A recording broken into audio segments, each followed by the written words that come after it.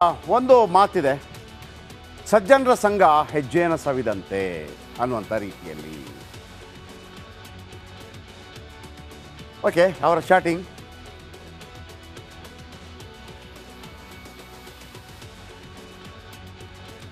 ನೋಡಿ. ರೇಟ್ ಎಷ್ಟು ಕಣೆ ಅಂತ ಒಂದು ಕೇಳ್ತಾನಲ್ವ ಇವನು. ಸಜ್ಜನರ ಸಂಘ ಹೆಜ್ಜೆಯನ್ನು ಸವಿದಂತೆ ಯಾಕೆ ಕೇಳಿದ್ರೆ, ದುರ್ಜನರ ಸಂಘ ಬಚ್ಚಲ ಕೊಚ್ಚೆ ಅಂತೆ. ದರ್ಶನ್ ಸುತ್ತಮುತ್ತ ಇದ್ದ ಬಹುತೇಕರು ಅವ್ರಿಗೇನೂ ಗೊತ್ತಿರಲಿಲ್ಲ.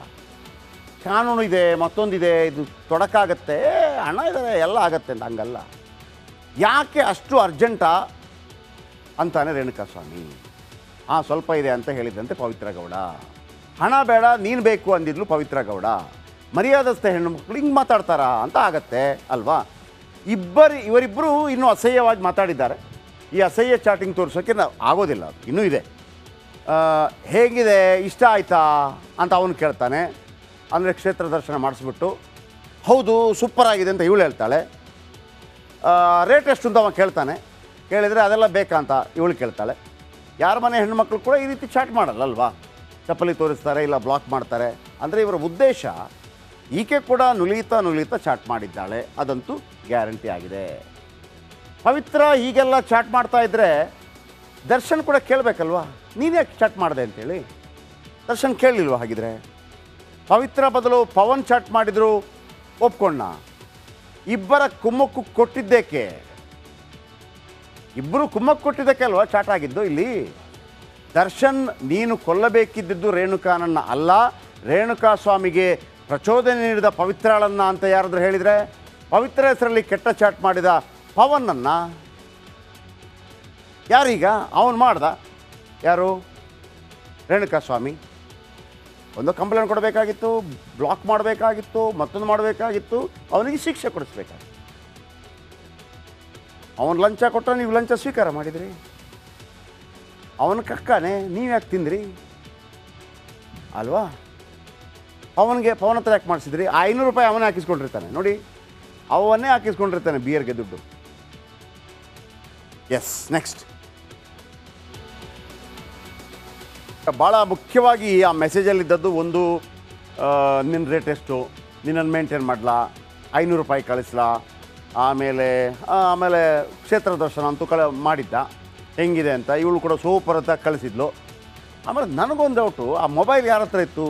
ಆ ಓತಿಕೆ ಆತನ ಬಳಿ ಇತ್ತು ಅಲ್ವಾ, ಯಾರು ಪವನು. ಅವನು ಮುಸುಳಿ ನೋಡೋ ಗೊತ್ತಾಗಲ್ವಾ, ಅವನು ಆ 500 ರೂಪಾಯಿ ಅವನೇ ಹಾಕಿಸ್ಕೊಂಡಿರ್ತಾನೆ ಅಂತ ಅನಿಸ್ತಾ ಇದೆ ನನಗೆ. ಬಿಯರ್ಗೆ ದುಡ್ಡಿಲ್ಲದಿದ್ದಾಗ 500 ರೂಪಾಯಿ ಹಾಕು ಅಂತ ಅಂದಿರ್ತಾನೆ, ಮತ್ತೊಂದು ಕೇಳಿರ್ತಾನೆ 500 ರೂಪಾಯಿ ಹಾಕಲ್ಲ ಅಂತೇಳಿ. ಮೋಸ್ಟ್ಲಿ ಇದು ಪವಂದೇ.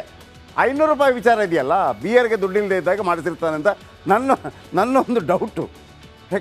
ಯಾಕೆಂದರೆ ಈಗ ರೇಣುಕಾಸ್ವಾಮಿ 500 ರೂಪಾಯಿ ಹಾಕಲ್ಲ ಅಂತ ಕೇಳಬೇಕು ಅಂತಂದರೆ, ಈ ಓತಿಕೆ ಆತ ಏನೋ ಅಲ್ಲಿ ತಗಲಾಕಿಸಿರ್ತಾನೆ ಅರ್ಜೆಂಟಿಗೆ. ದುಡ್ಡು ಸುಪ್ಪು ಕ್ಷಣ ದುಡ್ಡು ಸಿಗ್ತಾ ಇದೆ, ಏನಾಗಬೇಕಾಗಿದೆ, ಇವಂದೇ ಏನೋ ಇರಬೇಕು ಅಂತ ಅನಿಸ್ತಾ ಇದೆ. ಇರಲಿ, ಅದೊಂದು ಕಡೆ. ಆದರೆ ಈ ಪವಿತ್ರ ರೇಣುಕಾಸ್ವಾಮಿ ಡರ್ಟಿ ಚಾಟಿಂಗ್ ಇಲ್ಲಿಗೆ ನಿಲ್ಲೋದಿಲ್ಲ. ಮನೆಯಿಂದ ಹೇಳ್ತಾ ಇದ್ವಲ್ಲ. ಆಮೇಲೆ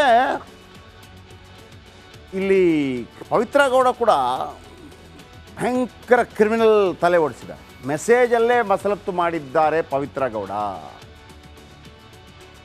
ಅವನು ಕೂಡ ಹಿಂಗಾಗಿದೆ, ನೀವು ತುಂಬ ಚೆನ್ನಾಗಿದ್ದೀರಿ, ಮತ್ತೊಂದಾಗಿದ್ದೀರಿ, ಯಾವಾಗ ಸಿಗೋದು, ನಾನು ಫೋಟೋ ಕಳಿಸಲ್ಲ ಅಂತ ಹೇಳಿದ್ದಾನೆ, ನೋಡಿ ಒಮ್ಮೆ ಅಂತ ಹೇಳಿದ್ದಾನೆ. ಇವಳು ಬೇಡ ಅಂದಿದ್ದಾಳೆ, ಇಲ್ಲ ನೋಡಿಬಿಡಿ ಅವಳದಿಲ್ಲ, ನೀವು ಡೈರೆಕ್ಟ್ ಸಿಕ್ಕಾಗ ನೋಡೋಣ ಅಂತ. ಇವನಿಗೆ ತಡ್ಕೊಳಕ್ಕಾಗಿಲ್ಲ, ಫೋಟೋ ಕಳಿಸೇ ಬಿಟ್ಟಿದ್ದಾನೆ. ಹೆಂಗಿದೆ ಅಂತ ಕೇಳಿದ್ದಾನೆ. ಆಕೆ ಕೂಡ ಸೂಪರ್ ಅಂದಿದ್ದಾನೆ. ಸೂಪರ್ ಅಂದ ತಕ್ಷಣ ಮತ್ತೆ ಕೇಳಿರಬೇಕು 500 ರೂಪಾಯಿ ಕಳಿಸಲ್ಲ ಅಂತ.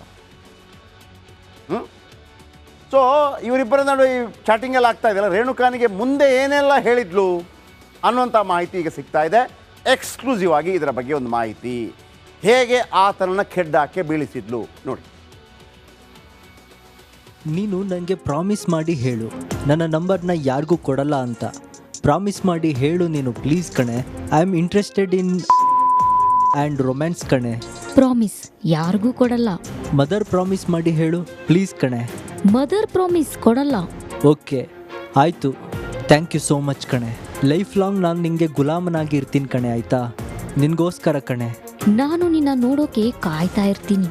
ಯಾಕೆ ಅಷ್ಟು ಅರ್ಜೆಂಟ್ ಇದೆಯಾ ನಿನಗೆ? ಸ್ವಲ್ಪ. ಏನು ಸ್ವಲ್ಪ? ಏನಿಲ್ಲ. ಓಕೆ ಆಯಿತು ಕಣೆ. Okay bye. ಓಕೆ ಆಯಿತು ಕಣೆ. 500 ಫೋನ್ಪೇ ಮಾಡಬೇಕಾ ಹೇಳು ಪ್ಲೀಸ್ ಕಣೆ. ಬೇಡ, ಯಾಕೆ? ಹಣ ಬೇಡ. ಮತ್ತೆ ಏನು ಬೇಕು ನಿನಗೆ? ನೀನು ಏನು? ನೀನ್ ಬೇಕು ಅಷ್ಟೇ. ಯಾಕೆ ಬೇಕು ನಿನಗೆ ನಾನು ಅಂತ ಹೇಳು ಪ್ಲೀಸ್ ಕಣೆ. ನೋಡಿ ಇಷ್ಟ ಆಯ್ತು, ಡೈರೆಕ್ಟ್ ಆಗಿ ನೋಡ್ಬೇಕು, ಸೊ ಅದಕ್ಕೆ. ಹೌದಾ? Okay thank you so much ಕಣೆ. ನನಗೂ ಅಷ್ಟೇ ಕಣೆ, ನೀನು ಬೇಕು ಕಣೆ. ನೀನು ತುಂಬ ಕ್ಯೂಟ್, ಸ್ಮಾರ್ಟ್ ಆ್ಯಂಡ್ ಹಾಟ್ ಆಗಿದ್ಯಾ ಕಣೆ. ನನಗೆ ಅಲ್ಲಿ ತುಂಬ ಇಂಟ್ರೆಸ್ಟ್ ಇದೆ ಕಣೆ. ನಿನ್ಗಿದ್ಯಾ ಇಲ್ವಾ ಅಂತ ಹೇಳು. ಎಸ್ ಇದೆ. ಏನು ನೋಡಿ ಇಷ್ಟ ಆಯಿತು ನಿನಗೆ? ನೀನ್ ಫೋಟೋ ಕಳ್ಸಿದ್ಯಲ್ವಾ ಅದು. ಅಲ್ಲೇ ಇರ್ತಾರೆ. ಯಾಕಂದರೆ ದರ್ಶನ್ ಇಲ್ಲದೆ ಇವರು ಹೊಡೆಯೋದಕ್ಕೂ ಸಾಧ್ಯ ಇಲ್ಲ. ಆಮೇಲೆ ಇವರಿಗೆಲ್ಲ ಹೆಂಗಾಗಿತ್ತು ಅಂದರೆ ಸುತ್ತಮುತ್ತ ಇದ್ದವ್ರಿಗೆ ನೋಡಿ, Darshan as A super star ಒಂದು ಚಿಟಿಕೆ ಹೊಡೆಯೋದ್ರಲ್ಲಿ ಎಲ್ಲ ಕೆಲಸ ಆಗ್ತಾಯಿತ್ತು.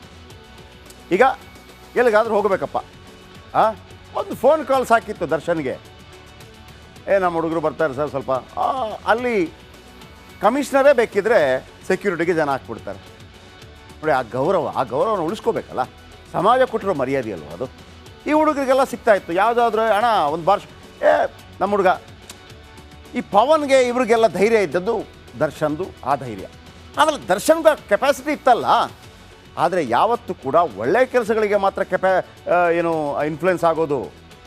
ಕೆಟ್ಟ ಕೆಲಸ ಮಾಡಿ ಬಂದು ಸಿ ಎಮ್ಗೆ ಹೇಳಿದಾಗ ಸಿ ಎಮ್ ಅದಕ್ಕೆ ಯಾವುದೇ ರೀತಿಯಲ್ಲಿ ಅವರು ಸಹಕಾರ ಕೊಟ್ಟಿಲ್ಲ ಬಿಡಿ.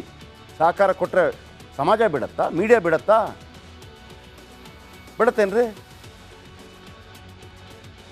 ಯಾರನ್ನು ಬಿಡಲ್ಲ, ಬಿಡಬಾರ್ದು. ಸೊ ಆಕೆಗೆ ಫೋನ್ ಮಾಡಿ ದರ್ಶನ್ ಹೇಳ್ತಾರೆ, ನೋಡು ಪೊಲೀಸರು ಬರ್ಬೋದು, ಬಂದರೆ ನನಗೇನು ಗೊತ್ತಿಲ್ಲ ಅಂತ. ಆಗ ಆಕೆ ಗಾಬರಿ ಶುರುವಾಯಿತು. ಇಷ್ಟೆಲ್ಲ ಆಗತ್ತೆ ಅಂತ ಗೊತ್ತಿರಲಿಲ್ಲ.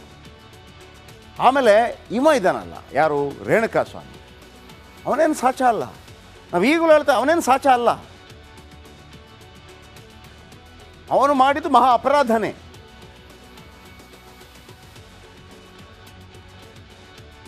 ಅದನ್ನು ಪವಿತ್ರ ಗೌಡ ಭಾಳ ಅದ್ಭುತವಾಗಿ ನಿಭಾಯಿಸ್ಬೋದಾಗಿತ್ತು, ನಂಬರ್ 1. ಅಥವಾ ಆತ ತಪ್ಪಿಗೆ ನಿಭಾಯಿಸೋದು ಯಾಕೆ, ಆತನಿಗೆ ಶಿಕ್ಷೆನ ಕೊಡಿಸ್ಬೋದಾಗಿತ್ತು. ಆದರೆ ನೀವಲ್ಲ, ನೀವು ಎಣ್ಣೆ ಹೊಡ್ಕೊಂಡು ಗಾಂಜಾ ಹೊಡ್ಕೊಂಡು ಬಂದು ಹೊಡೆದು ಅಲ್ಲಿ ಕರೆಂಟ್ ಶಾಕ್ ಕೊಟ್ಟು ನಿಮಗೆ ಯಾರು ಅಧಿಕಾರ ಕೊಟ್ಟರು? ಯಾವ ರೀತಿ ಮೆಸೇಜ್ ಮಾಡಿದ್ದ? ಅವನೇನು ಸಾಮಾನ್ಯನಲ್ಲ. ನಿನ್ನ ರೇಟ್ ಎಷ್ಟು ಅಂತ ಕೇಳ್ತಾನವ. ಯಾರಿಗೆ? ಪವಿತ್ರ ಗೌಡಗೆ.